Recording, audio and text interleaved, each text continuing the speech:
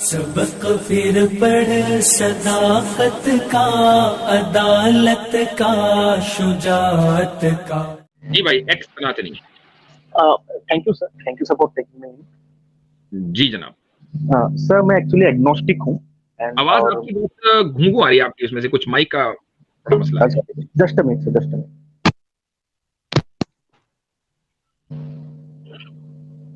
Sir अभी ठीक है? अभी जी। ठीक है सर? हाँ ठीक है सर। सो मैं एग्नोस्टिक हूँ sir, and I am in search of God, और मुझे इस्लाम में दिलचस्पी है, और मुझे पर्सनली लगता है कि Islam is a perfect religion.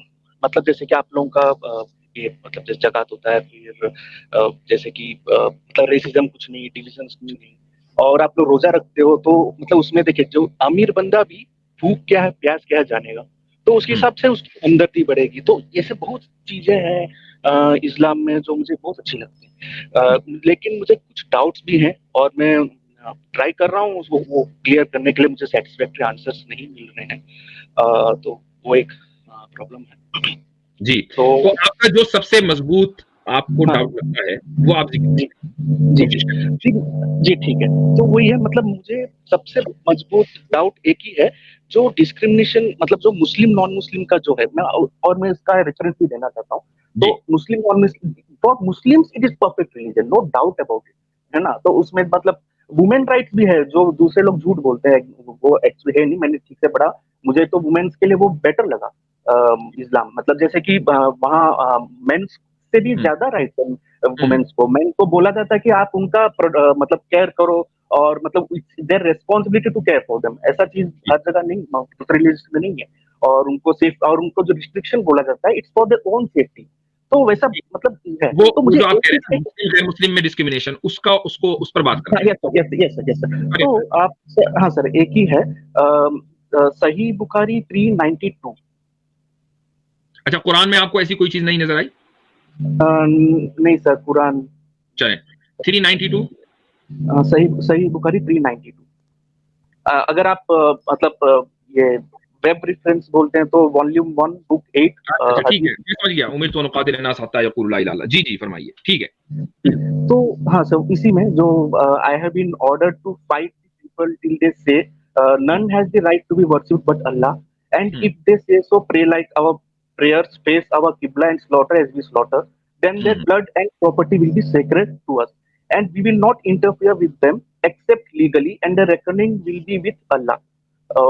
And और दूसरा भी, ओ Abu Hamza, what makes the life and property of a person sacred? He replied, whoever says none has the right to be worshipped but Allah, faces our qibla during the prayers, prays like us, and eats our slaughtered animal, then he is a Muslim and has got the same rights and obligations as other Muslims have. चलें तो sir ठीक है, इसी पर बात कर लेते हैं, इसी पर बात करते हैं। हदीस बहुत मशहूर है ये, यस और सर, इसमें जो मेन प्रॉब्लम लोगों को लगती है वो ये कि आप सल्लल्लाहु अलैहि वसल्लम ये फरमा रहे हैं कि मुझे हुक्म दिया गया कि मैं लोगों से जंग करूं, यहाँ यस तक सर, ये कह दें कि ला इलाहा इल्लल्लाह, अल्लाह के सिवा कोई माबूद नहीं। ठीक है? अच्छा, यस सर। मैं आपको थोड़ा-सा म्यूट पे इसलिए कर रहा हूँ कि आपकी तरफ से बहुत शोर आ रहा है, तो मैं जब बात करूँगा तो मैं आपको म्यूट कर दूँगा, फिर मैं आपको जब आप बात करना चाहें तो अनम्यूट कर लीजिएगा। इससे पहले भी हमने इस मसले को कई मतलब समझाया, लेकिन मैं इंशाअल्लाह उम्मीद करूँगा कि चूँकि आपका ये सबसे मज़बूत डाउट है, तो इसको थोड़ा-सा मैं तफ़सील से बयान कर दूँ। देखिए, हदीस जो है, वो कुरान करीम की इंटरप्रिटेशन है। यानी मोहम्मद सल्लल्लाहु अलैहि वसल्लम जो बात कहते हैं, या तो कुरान करीम की इंटरप्रिटेशन कर रहे होते हैं, या कुरान करीम में अगर कोई पॉइंट नहीं अल्लाह ने बयान किया, तो रसूलुल्लाह सल्लल्लाहु अलैहि वसल्लम हदीस के अंदर बयान करते हैं। और हमारा अकीदा ये है कि वो हदीस आप सल्लल्लाहु अलैहि वसल्लम के अल्फाज तो होते हैं, लेकिन जो कंटेंट है वो अल्लाह की तरफ से आया होता है। ठीक है? हैविंग सेड दैट, अब मैं आपको 2-3 आयतें भी सुनाना चाहूँगा।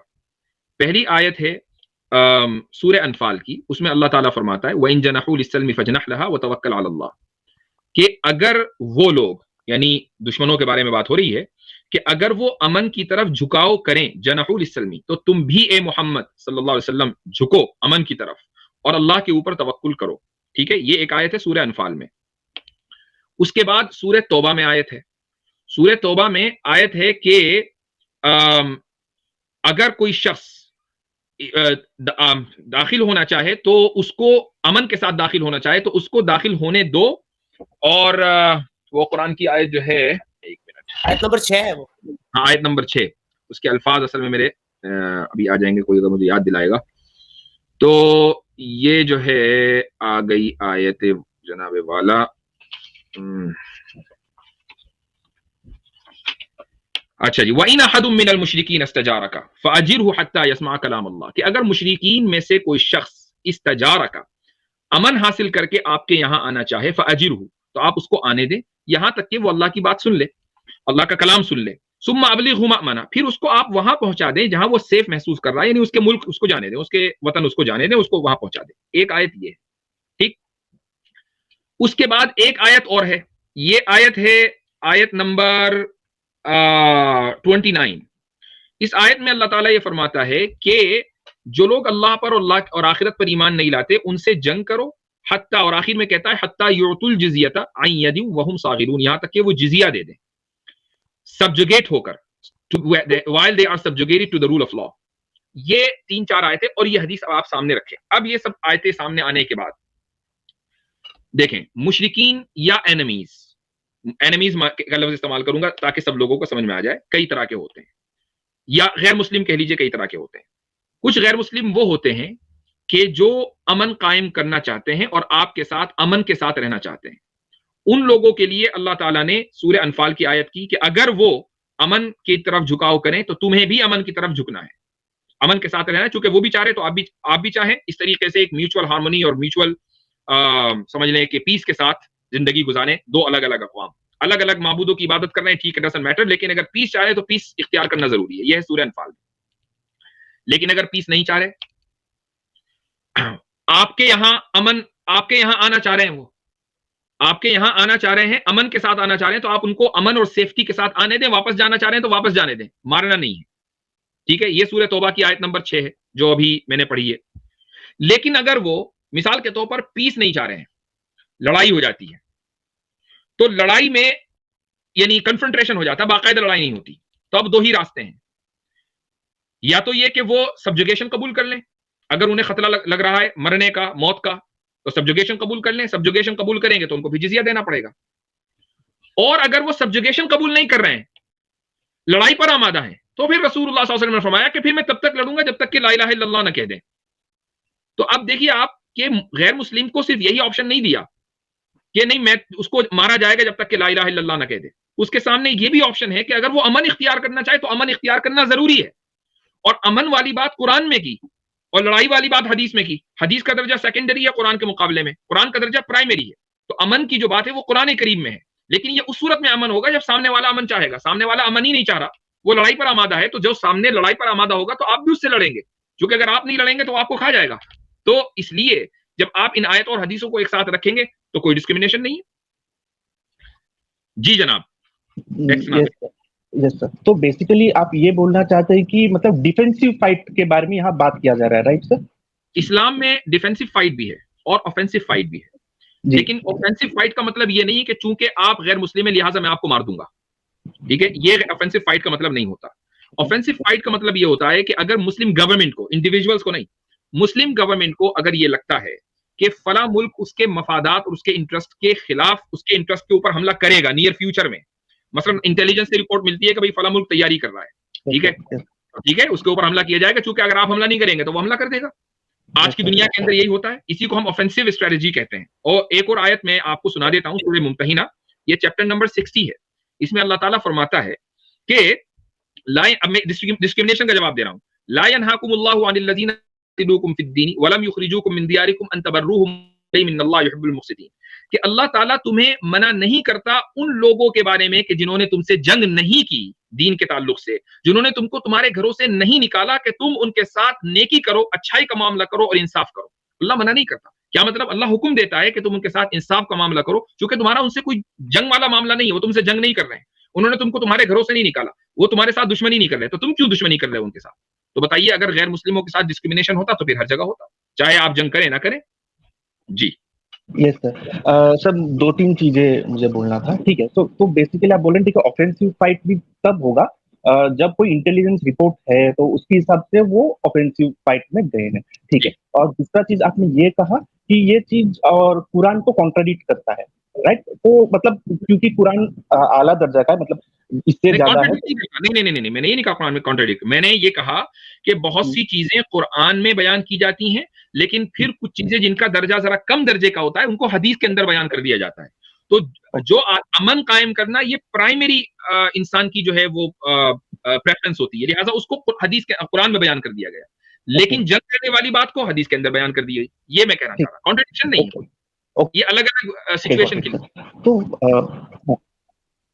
ठीक है सर, अलग अलग सिचुएशन के लिए सर यहाँ ठीक है सर। तो यहाँ तीन चीज मैं मतलब बोलना चाहता हूँ सर। यहाँ देखिए, एक चीज यहाँ लिखा है कि I been order to fight the people till they pray Allah, ऐसा लिखा हुआ है। और सेकंड ये कि blood and property of non Muslims is not sacred, Muslims का ब्लड एंड प्रॉपर्टी सेक्रेड है। और थर्ड चीज ये लिखा है कि मुस्लिम्स का और नॉन मुस्लिम सेम राइट्स नहीं है, यानी मुस्लिम्स का राइट्स है, नॉन मुस्लिम्स का उतना सेम सिमिलर राइट्स नहीं है। नहीं, ये तो इसमें नहीं लिखा, ये तो इसमें नहीं नहीं, पूरा लास्ट में सर, पूरा लास्ट में यहाँ then he is a Muslim and has got the same rights and obligations and as other Muslims have. तो उस तरह मतलब राइट्स के भी बारे में लास्ट में बात किया गया है। लहू मालिल मुस्लिमी व अलैहि मालिल मुस्लिम, इसका मतलब ये है कि उसकी same equal responsibilities and equal duties हैं। तो बताइए इसमें डिस्क्रिमिनेशन कहाँ है? हाँ, मतलब यहाँ सेम राइट्स ऑफ मुस्लिम्स कहा गया है ना sir, and has got the same rights and obligations as Muslim. मतलब यहाँ नॉन मुस्लिम्स का तो फिर राइट्स कम हुआ अगर मुस्लिम्स का राइट। अब मैं आपको दूसरी हदीस बता देता हूँ, वो हदीस यहाँ पर नहीं है। ठीक है। दूसरी हदीस ये है कि रसूलुल्लाह सल्लल्लाहु अलैहि वसल्लम ने जब आखिरी बात जिंदगी में फरमाई, यानी उसके बाद आप सल्लल्लाहु अलैहि वसल्लम की वफात हो गई, ठीक है, आपका वफात समझते हैं किसे कहते हैं? हाँ, डेथ हो गई। तो आखिरी जो वसीयत है, जो विल है, वो आप सल्लल्लाहु अलैहि वसल्लम की क्या है कि भाई जो गैर मुस्लिम हमारे मुल्क में इस्लामिक टेरिटोरी में रह रहे हैं उनके हुकूक की हिफाजत करनी है। लहुम मा अलल मुस्लिमीना, लहुम मा लिल मुस्लिमीना व अलैहिम मा अलल मुस्लिमीन, कि उनकी वही जिम्मेदारियां और वही ड्यूटी है। एग्जैक्ट यही वर्ड्स वहां पर भी आए हैं, उन गैर मुस्लिमों के लिए आए हैं जो इस्लामिक टेरिटोरी में रह रहे हैं, जिनसे कोई दुश्मनी नहीं है।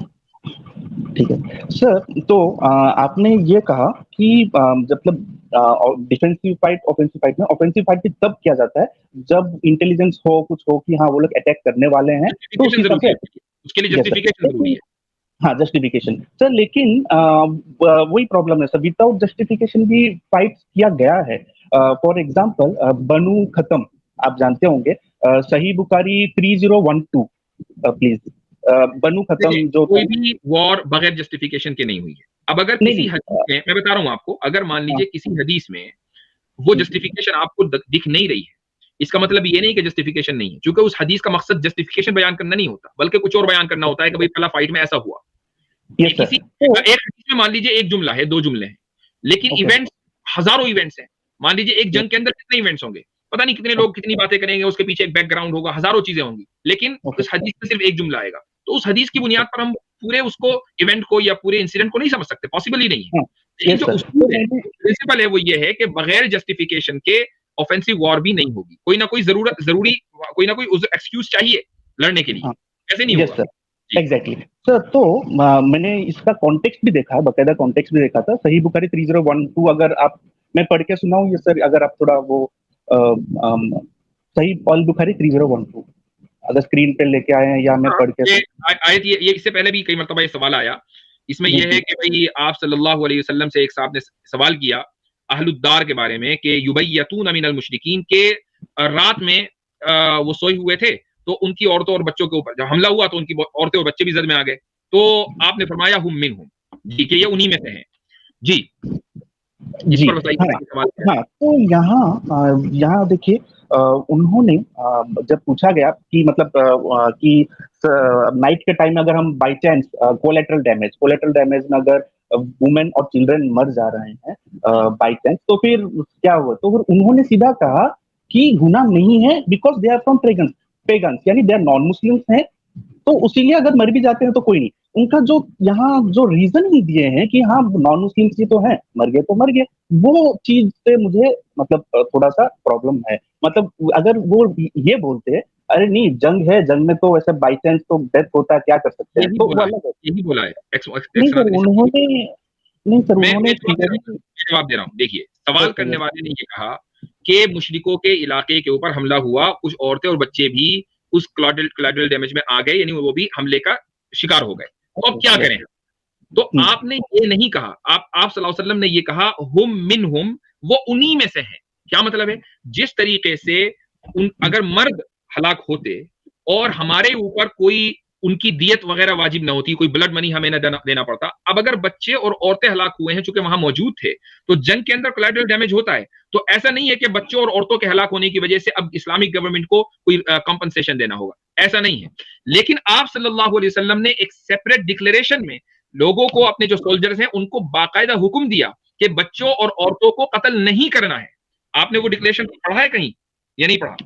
नहीं सर, वो जानता हूँ सर, उन्होंने अब आप जब ये जानते हैं कि ये डिक्लेरेशन मौजूद है, तो सवाल करने वाला ये सवाल कर रहा है कि इत्तेफाकन अगर मर गए तो क्या हमारे ऊपर उसकी कोई फाइनेंशियल लायबिलिटी है? नहीं, कोई फाइनेंशियल लायबिलिटी नहीं, कोई फाइनेंस, क्योंकि जंग के अंदर लोग मरते हैं। अब आप देखें, मिसाल के तौर पर, मैं उसको जस्टिफाई नहीं कर रहा हूं, लेकिन यूक्रेन के ऊपर रशिया ने बमबारी की, कितने ही बच्चे मरे। अमेरिका ने अफगानिस्तान और इराक के ऊपर बमबारी की, कितनी ही औरतें और बच्चे मरे। उसके बाद क्या हुआ? We are sorry. क्या पूरी दुनिया ने अमेरिका से मुतालबा किया कि भाई ये जो तुमने बच्चे मार दिए, जितने टोटल बच्चे मरे हैं उसमें 1/3 जो है जितने टोटल विक्टिम्स हैं अफगानिस्तान में, उसमें 1/3 बच्चे हैं, ठीक है? और ऐसा इस बात का इम्कान है कि जानबूझकर मारे हों, इम्कान है, पॉसिबिलिटी, मैं नहीं कह रहा हूं कि मारे, पॉसिबिलिटी है। क्योंकि आज की इतनी एडवांस टेक्नोलॉजी में जब आप जमीन के अंदर का देख सकते हैं, आपको ये नहीं नजर आ रहा कि बच्चे हैं कि औरतें हैं, लेकिन आप उनके ऊपर मिसाइल गिरा रहे हैं।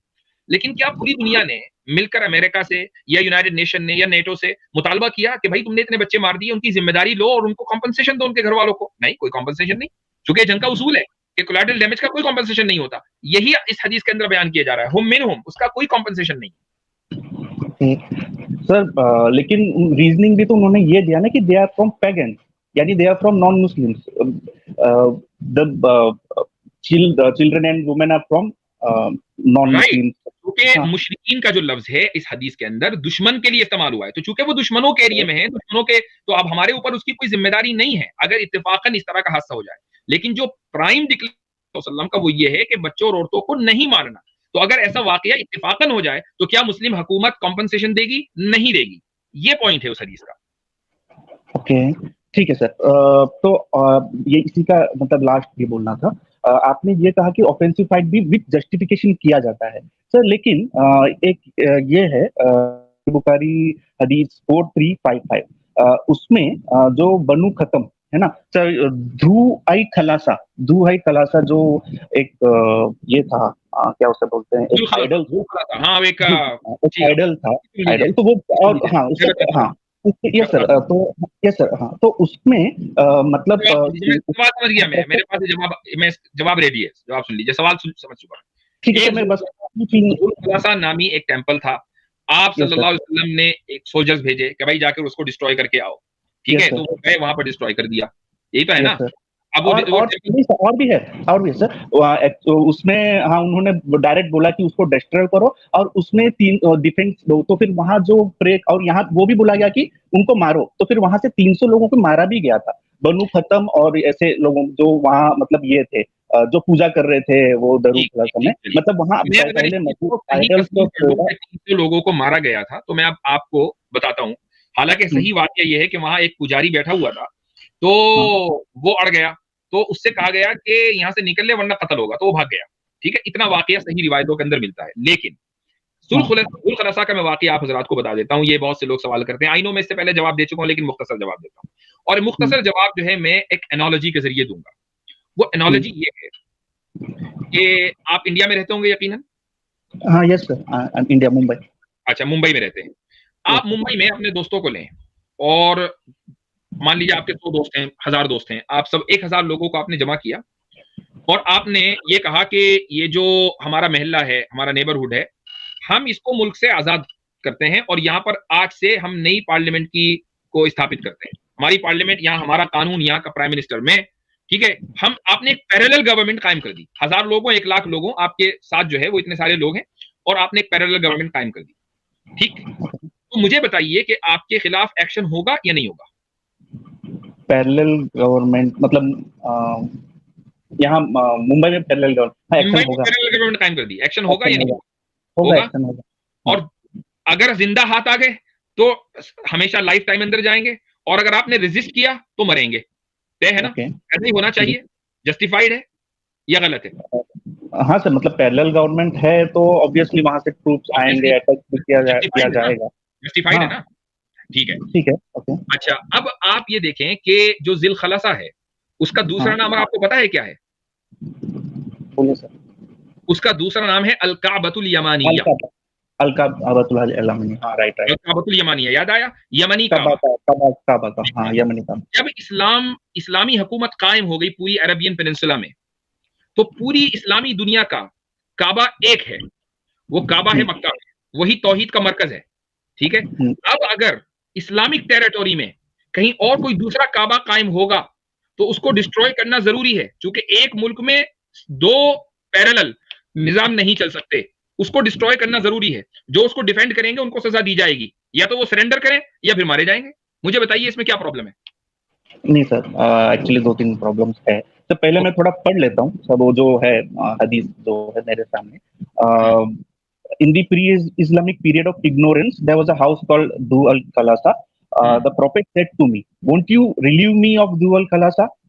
So I set out with 150 riders, and we dismantled it and killed whoever was present there. Then I came to the... देखिए, मैं उसमें टाइम बहुत लग रहा है और भी लोग हैं, मैं ये पूछ रहा हूँ आपसे कि आप क्वेश्चन क्या है वो रखिए, स्टोरी तो पता है सबको, क्वेश्चन इसमें क्या है? मैंने आपको बताया वो काबिल कबूल नहीं है आपके नजदीक। यस सर, क्वेश्चन तो वही है। क्वेश्चन देखिए, यही है कि ये वाला ऑफेंसिव फाइट हुआ, ठीक है, आपने जो भी है यहाँ, उन्होंने यहाँ दू अल खलासा के पास जो भी लोग थे उन्होंने तो अटैक नहीं किया मोहम्मद कैसे पता चल रहा है? जी कैसे पता चला? जी, ये इसी का मतलब ये है द बुक ऑफ आइडल्स, हिसम इब्न कल्बी का, उनका कॉन्टेक्स्ट मैंने पढ़ा है। लीजिए, इसमें सिर्फ ये लिखा हुआ है कि हमने उस जुल खलेसा को डिस्ट्रॉय किया और उसके इर्द गिर्द जो लोग थे हमने उनको मारा। ठीक है, ये तो लिखा हुआ है। हाँ, इसमें ये क्या लिखा हुआ है कि उन्होंने डिफेंड नहीं किया, वो वैसे अपने घर बैठे हुए थे, हम गए उनको मार दिया। नहीं, उन्होंने डिफेंड किया था। सवाल ये है कि अगर 300 को मार तो 3000 को मारते, उसके इर्द गिर्द तो बहुत सारे लोग होंगे। 300 को क्यों मारा? क्योंकि वहां 300 लोग थे, जितने लोग थे उतना लोग को मारा गया। और वहां के जब वो लड़ने के लिए आए तो मारा, इसलिए कि जो ना लड़े उसको मारना, जो ना लड़े उसको मारना हराम है। और ये कुरान में जगह जगह है, हदीस में जगह जगह है। तो मुझे बताइए कि रसूलुल्लाह सल्लल्लाहु अलैहि वसल्लम ने जहां एक मर्तबा ये ऐलान कर दिया हो कि जो नहीं लड़ रहा, कुरान ने कह दिया हो कि जो अमन की तरफ झुक रहा है तुम्हें उसको नहीं मारना है, तो क्या यह मुमकिन है कि रसूलुल्लाह सल्लल्लाहु अलैहि वसल्लम के जो सोल्जर्स हैं वो जाके किसी को मार दें? मैं एक वाकया आपको सुनाता हूँ, उसके बाद अपनी बात खत्म करूंगा, बिकॉज आई डोंट सी, यानी मेरी तरफ से बात हो गई, अब आपकी जिम्मेदारी, आप उसको किस तरीके से लेते हैं। एक हदीस मुस्लिम में है जो इत्तेफाक से मैंने कल ही पढ़ाई भी है। वो हदीस ये है कि आप सल्लल्लाहु अलैहि वसल्लम के एक बहुत करीबी, जिनका नाम है उसामा, नौजवान है, और उनको आप सल्लल्लाहु अलैहि वसल्लम ने एक जंग के अंदर भेजा, कहीं गए जंग में, तो जंग हो रही है। अब एक आदमी के जिसने बहुत सारे मुसलमानों को शहीद किया, फाइनली वो उसामा की जद में आ गया, हजरत उसामा की जद में आ गया। और जब उसामा रजी अल्लाह अन्हु उसको मारने वाले थे तो उसने कहा ला इलाहा इल्लल्लाह और हथियार डाल दिए। अब मुझे बताइए कि इस सिचुएशन में कॉमन सेंस आप क्या कहेगा? कॉमन सेंस ये कहेगा कि यार ये जो है ना, मौत से बचने के लिए इसने कलमा पढ़ा, पहले तो हमारा इतना नुकसान कर दिया, अब जब ये मरने वाला है तो इसने कलमा पढ़ दिया।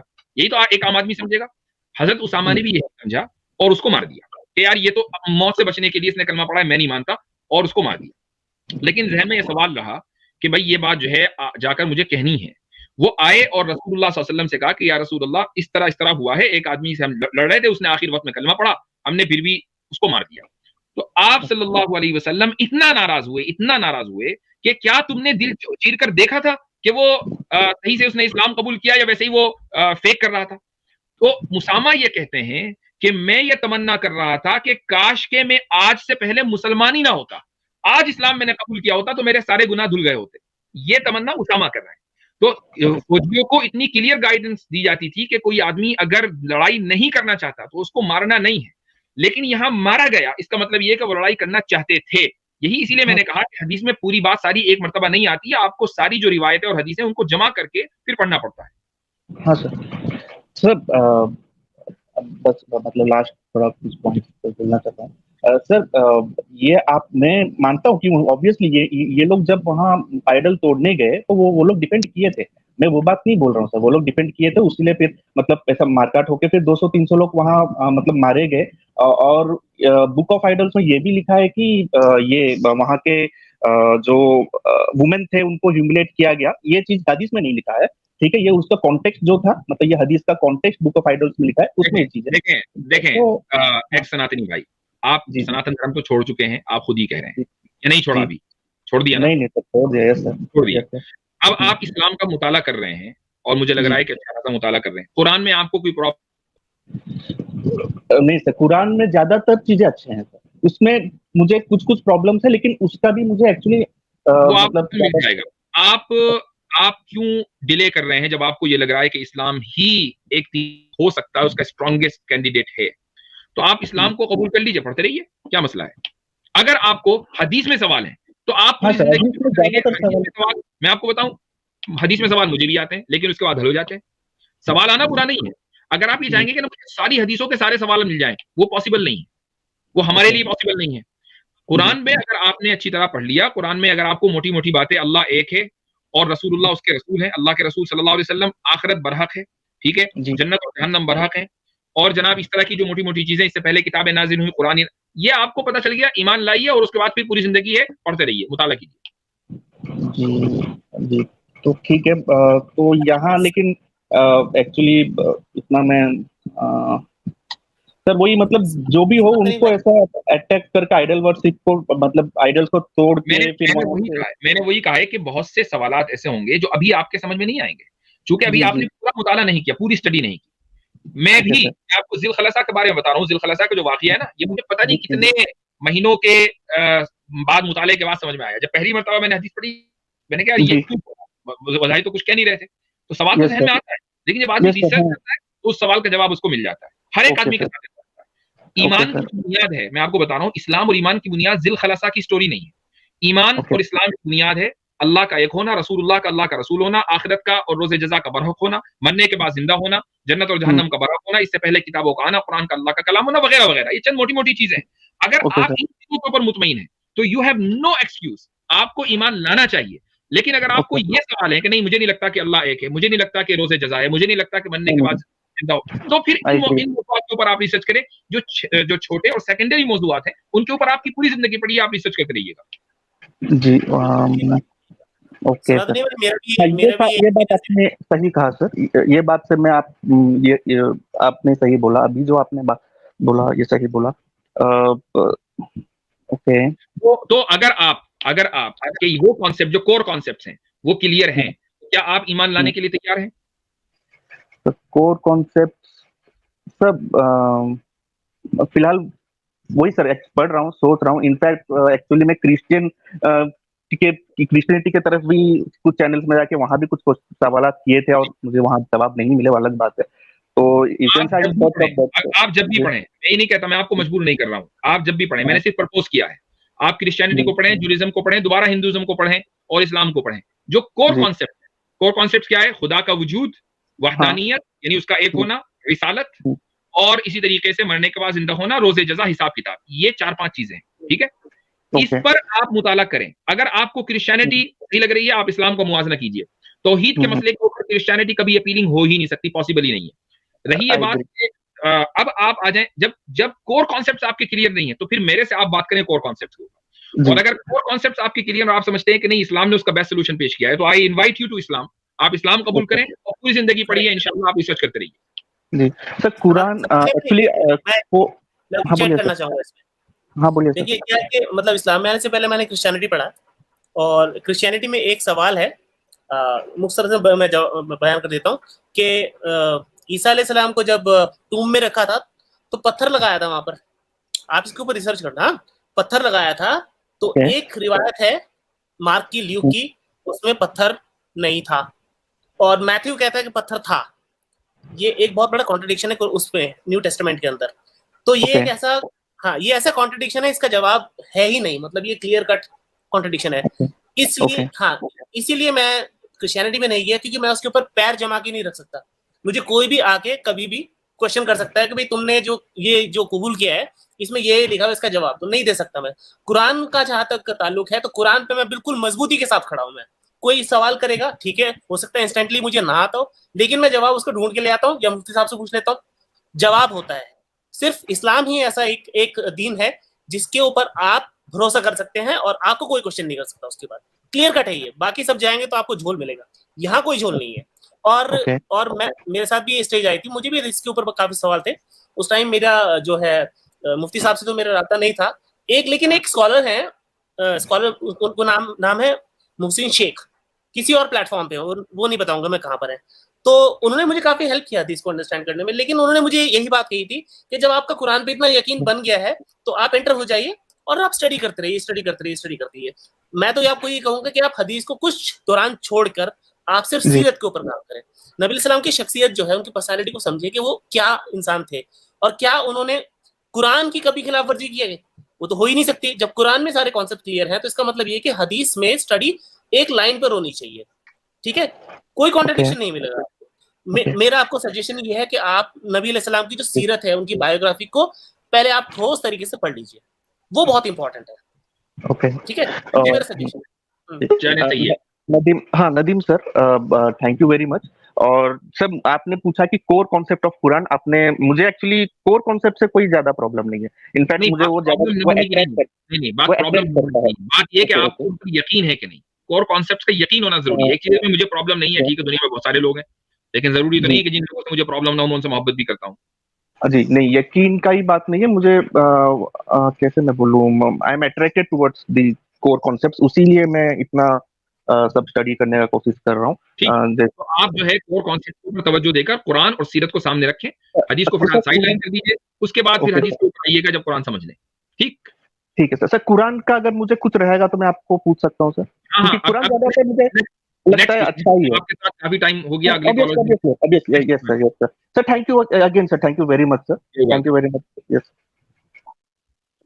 सबक फिर पढ़ सदाकत का, अदालत का, शुजाअत का, लिया जाएगा तुझसे काम दुनिया की इमामत का। सबक फिर पढ़ सदाकत